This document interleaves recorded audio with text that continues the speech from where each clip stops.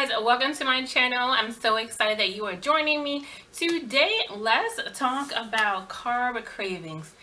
Carb cravings are vicious, especially if you have PCOS. Stay tuned. I'm going to talk about what carb cravings are and some of the strategies that I use to combat them.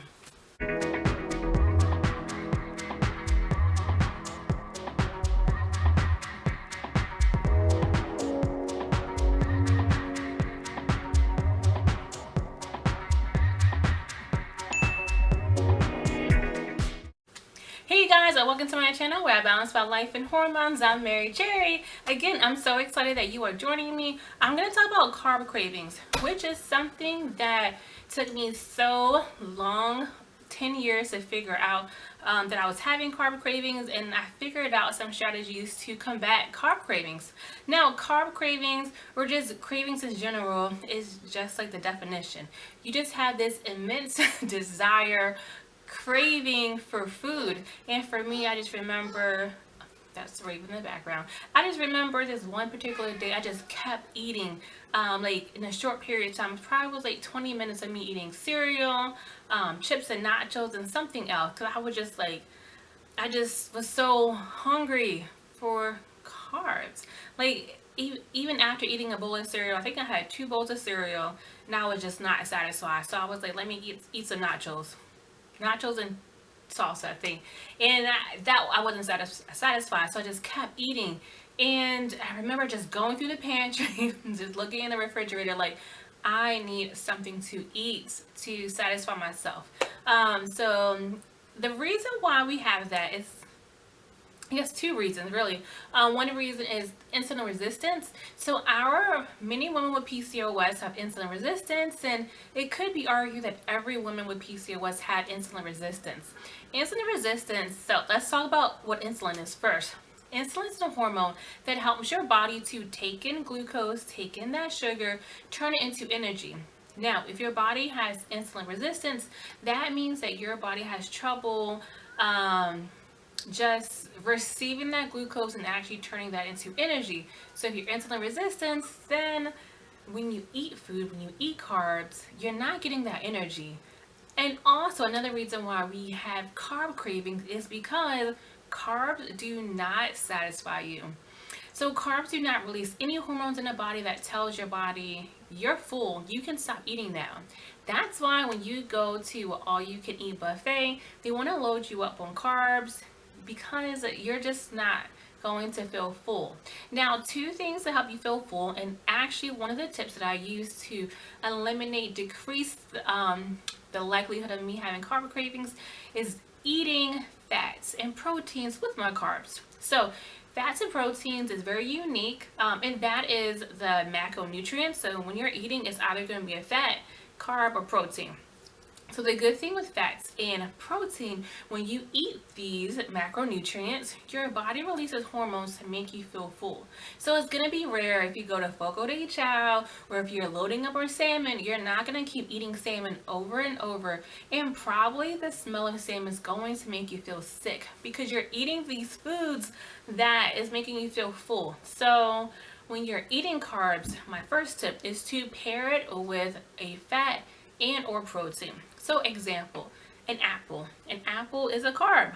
And you're probably like, Meredith, what are you talking about? Apples are natural. It's, it comes from the earth.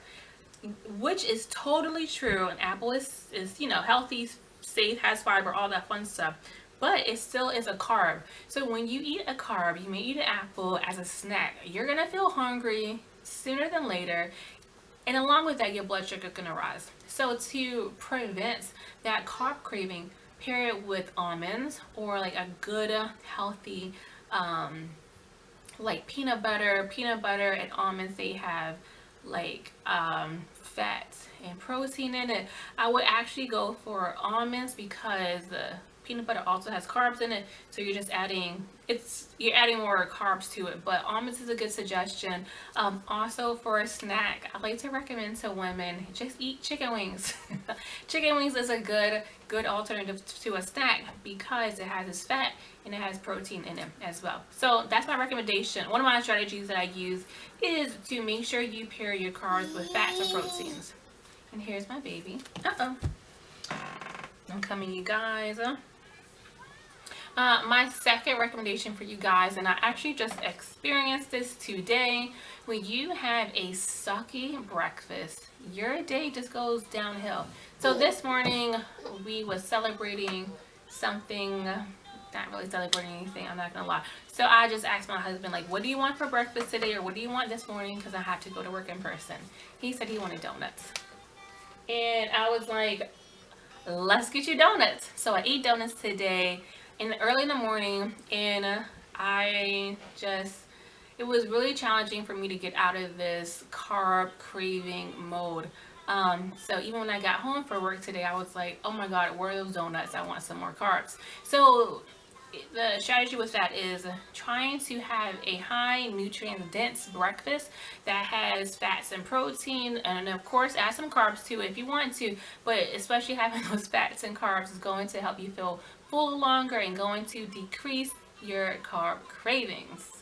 All right, now my third suggestion, if you are feeling those carb cravings, now if it's super intense, this strategy may not work, but it has worked if you have like milder carb cravings, and it's to drink water. If you guys didn't know that the feeling of dehydration and the feeling of hunger is the same feeling, so even though you may be feeling hungry, actually you're probably thirsty or you're dehydrated. So grab some water.